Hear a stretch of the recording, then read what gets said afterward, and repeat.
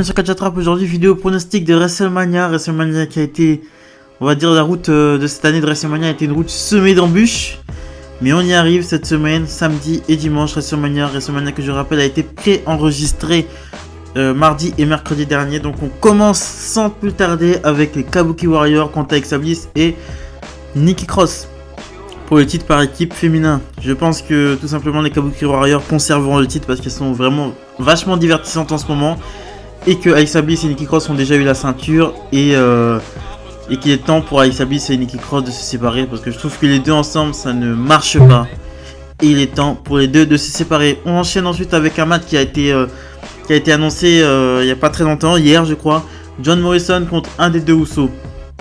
Vu que The Miz est out, il ne pourra pas participer à ce match, le triple threat match entre le New Day, les Usos et Miz et Morrison a été annulé pour un match où John Morrison contre un des deux Usos. On ne sait pas encore lequel, donc je pronostique une victoire de John Morrison pour mieux présenter John Morrison, pour ceux qui ne le connaissent pas, pour mieux présenter son catch, parce qu'on n'a pas encore beaucoup présenté John Morrison, il n'a pas encore beaucoup été mis en avant, donc c'est le moment de le mettre en avant, montrer ce qu'il sait faire, parce que c'est un grand athlète, et tout simplement pour que l'équipe de John Morrison et The Miz reste forte malgré tout.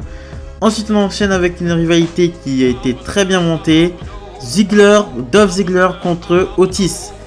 Je pronostique une victoire de Dolph Ziggler, aidé soit Tucker fait un heel turn, voilà. Je pense qu'il serait temps peut-être de séparer Otis et Tucker parce qu'il y a pour moi beaucoup trop d'équipes dans le roster principal, beaucoup trop de bonnes équipes dans le roster principal. Il y a beaucoup trop de bonnes équipes dans le roster principal, donc peut-être qu'ils auraient dû laisser Otis et Tucker à NXT parce que je trouve que depuis qu'ils sont dans le roster principal, les Heavy Machinery, il ne se passe rien. Parce que moi je trouve qu'il ne se passe rien avec eux. Et il serait peut-être le temps de lancer Otis solo. Et je pense que c'est ce qu'ils sont en train de faire. Donc victoire de Dolph Ziggler pour pouvoir poursuivre cette rivalité avec Otis.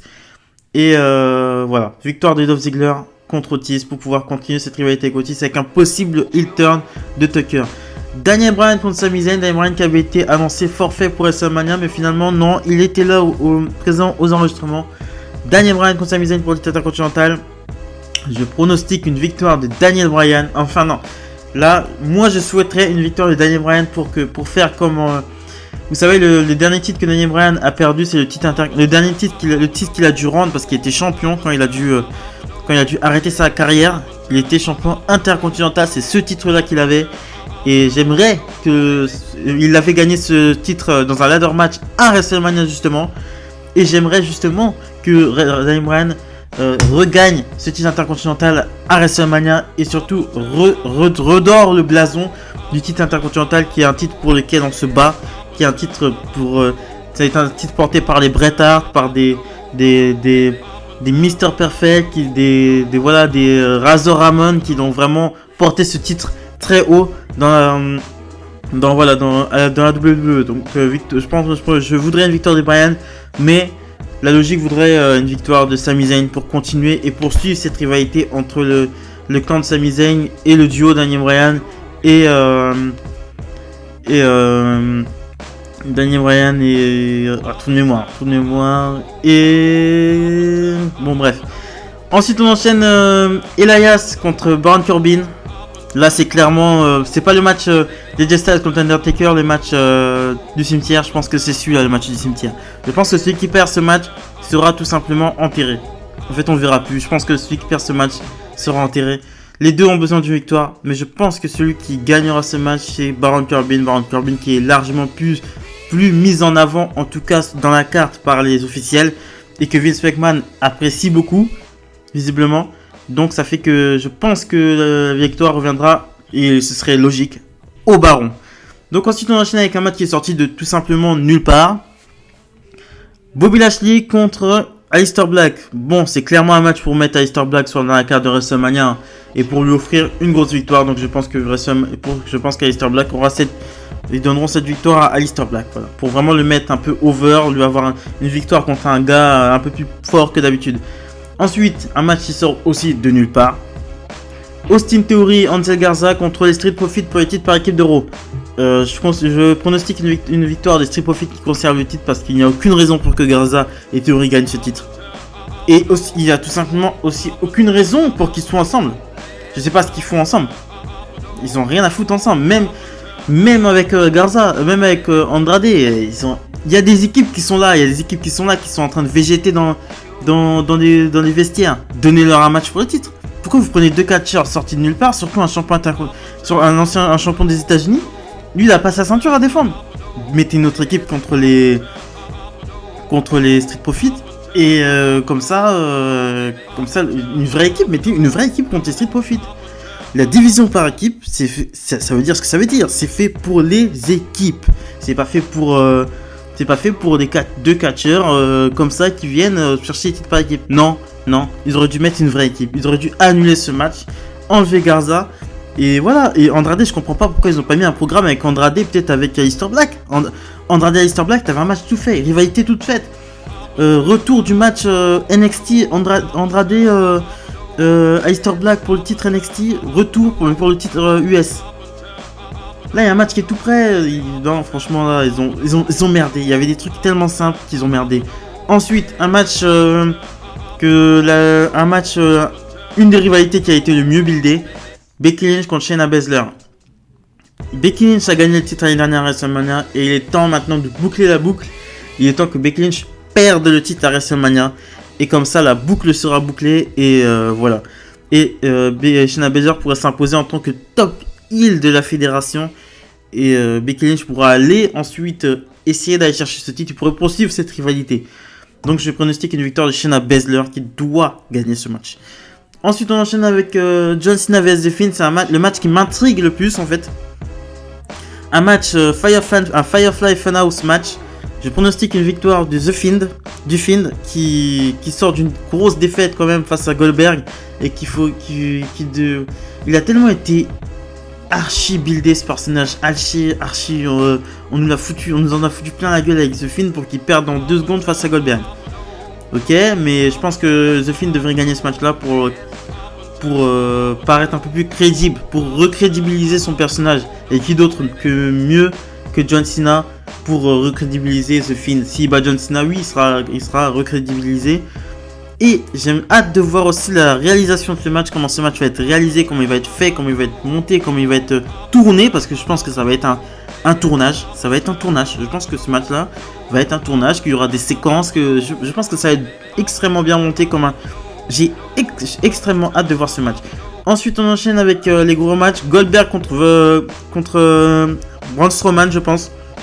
Parce que Roman Reigns est forfait pour ce match, donc il sera remplacé sûrement par Braun Strowman, qui je pense perdra ce match et Goldberg conservera ce titre, son titre, et c'est pas du tout une mauvaise chose. Goldberg est très crédible en tant que champion et il faut qu'il conserve ce titre.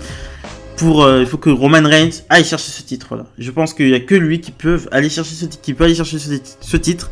Et je pense que c'est pas une mauvaise chose que Roman Reigns ne gagne pas, ne vienne pas. Je pense que c'est une bonne chose que Roman Reigns ne vienne pas à WrestleMania pour sa maladie, mais je pense que c'est une bonne chose aussi pour les storylines. Ça pourra établir le règne de Goldberg et lui faire le crédibiliser un peu plus, ou monter un peu plus sa hit pour que Roman Reigns vienne nous sauver de Goldberg. Fatal 5-way match entre Lacey Evans, Sasha Banks, Bayley la championne, Tamina et Naomi. Je pense, moi je voudrais que Sasha Banks remporte ce match. Parce que Sasha Banks est tellement... J'aime pas Sasha Banks, hein, mais elle a énormément de charisme. Elle a largement plus de charisme que Bayley. Faut le dire honnêtement, Bayley a le charisme d'une huître. Et depuis NXT, hein, Bayley, je n'ai jamais accroché. Même en heel, elle peut se teindre les cheveux en noir, en blond, en machin, crever ses ballons au début. Non, pour moi, t'es la même. Tu n'as pas changé. Zéro charisme. Voilà, c'est comme ça. Sasha Banks qui trahit Bayley. Et ça me semble assez évident que Sasha Banks doit représenter SmackDown. Sasha Banks avec ses cheveux bleus, elle doit représenter SmackDown. Et je ne comprends pas pourquoi Sasha Banks est revenue pour ça. T'es revenu pour jouer les toutous pour Bayley. T'étais pas content de ton booking avant. Là tu reviens, t'es parti pendant 6 mois, t'as fait la gueule pendant 6 mois. Et là tu reviens pour faire le toutou pour Bayley. Ok. Bon, on passe au prochain match. Seth Rollins contre Kevin Owens. Je pronostique Non, la logique voudrait une victoire de Kevin Owens pour en finir avec cette rivalité qui dure depuis bien trop longtemps et que Kevin Owens ait enfin son WrestleMania moment, mais je pense que Seth Rollins va gagner ce match. De toute façon, dans les deux cas, que ce soit Seth Rollins ou Kevin Owens, cette rivalité continuera et cette rivalité me gave. Elle me gave. J'adore Kevin Owens, j'adore Seth Rollins, hein. Mais j'arrive pas à être impliqué dans cette rivalité, j'arrive pas. Je n'arrive pas à être impliqué dans cette rivalité. Cette rivalité ne m'intéresse pas. Avec Samoa Joe qui se blesse 10 000 fois. Non, vas-y. Ça ne m'intéresse pas. Voilà. Je trouve que ça prend... C'est beaucoup trop long. C'est beaucoup trop long. Voilà. Tout simplement. Ensuite, on enchaîne avec la rivalité clairement qui a été le mieux buildé et le match qui m'intéresse le plus. Randy Orton contre Edge. Edge qui fait son retour à WrestleMania. Le match, c'est tout simplement la rivalité la mieux buildée. Il a fallu que Edge revienne pour qu'on ait droit enfin à une rivalité potable. Parce que ça fait au moins 5 ans qu'on n'a pas eu de rivalité comme ça. On va pas se mentir, ça fait au moins 5 ans ou 6 ans qu'on n'a pas eu de rivalité aussi comme ça, aussi bien montée, avec une histoire entre les deux catcheurs, une histoire du passé. Le passé s'en mêle avec le présent. Voilà, c'est vraiment une histoire qui est très bien montée. Et je pense que Edge gagnera ce match pour vraiment célébrer avec le public et que je pense que cette rivalité continuera. Je pense que cette rivalité continuera pour notre bonheur et ce match est un last man standing match, donc on aura énormément d'action, je pense de la violence. Je pense que ce match sera brutal.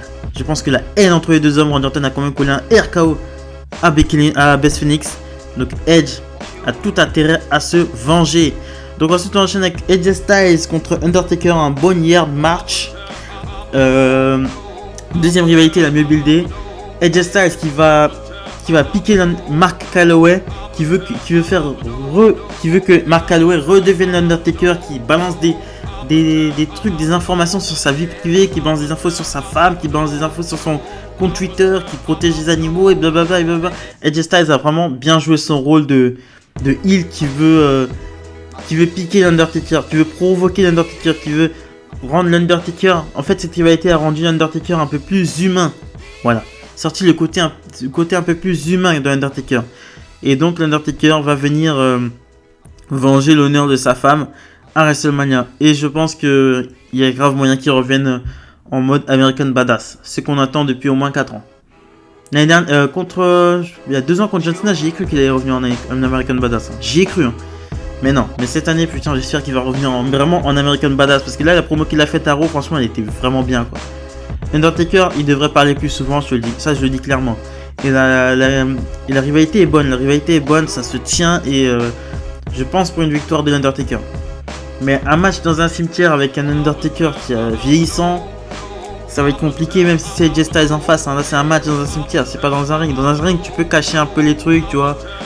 Surtout que c'est AJ Styles en face, AJ Styles, voilà, on va pas encore, tu vois ce que je veux dire. Mais là, en dehors d'un ring, ça va être un petit peu compliqué, donc je demande à voir le match. Après, ça a été préenregistré, donc ils ont dû peut-être retourner des scènes, voilà, donc ils ont dû arranger ça à leur sauce. Donc je leur fais confiance pour ça. Rhea Ripley contre Charlotte Flair, ça c'est le match le plus difficile à pronostiquer.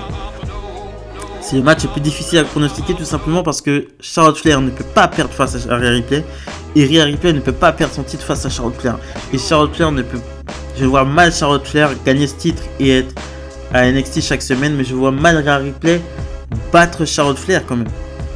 Mais la logique voudrait une victoire de Rhea Ripley. Mais je me suis fait un scénario en tête. Je me suis dit que... Non, ce sera Rhea Ripley. Ce sera Rhea Ripley qui gagnera le titre et qui s'établira en tant que grosse tête du côté du show jaune. Brock Lesnar contre McIntyre, le main event of the evening. Bon, attention, hein, c'est pas parce qu'il y a Lesnar que c'est gage de main event. L'année dernière, on a eu Lesnar et Rollins pratiquement en pré-show. Donc, Lesnar n'est pas synonyme de main event. Mais là, ce sera le main event, je pense. La logique voudrait une victoire de McIntyre. Mais... pour moi, une victoire à WrestleMania sans avoir son WrestleMania moment parce qu'il l'aura clairement pas, il n'y a plus de public. Donc je pronostique une victoire de Brock Lesnar. Et ce serait mieux que Brock Lesnar gagne ce match pour mettre le doute à McIntyre, faire genre ouais, je veux ma deuxième chance sur le titre. Et là, il y aura un public et là il pourra célébrer avec le public parce que être champion à WrestleMania sans public, ça fait mal. C'est la réaction du public, je pense, pour un catcheur, ça doit être très important. Et Drew McIntyre, il est aimé, et c'est un catcheur que je suis depuis 2009. Depuis 2009, quand Vince McMahon l'a présenté et qu'il a annoncé que c'était le prochain, The Chosen One, que c'est qu'il serait un champion un jour, un champion de la WWE. Là, ça se réalise, on y est, on touche l'or avec les doigts. Et je suis très content pour Drew McIntyre et voilà, je suis très content pour Drew McIntyre. Donc c'est ce que je pensais, c'est ma vidéo pronostic de WrestleMania. Voilà, WrestleMania de samedi, dans la nuit de samedi à dimanche et dans la nuit de dimanche à lundi, ce week-end. Donc voilà, c'est ma vidéo pronostic. Je vais vous sortir ma vidéo de SmackDown vendredi. Et je vous remercie de m'avoir écouté. Likez, commentez, abonnez-vous. Très important, abonnez-vous pas de la chaîne. Salut les amis.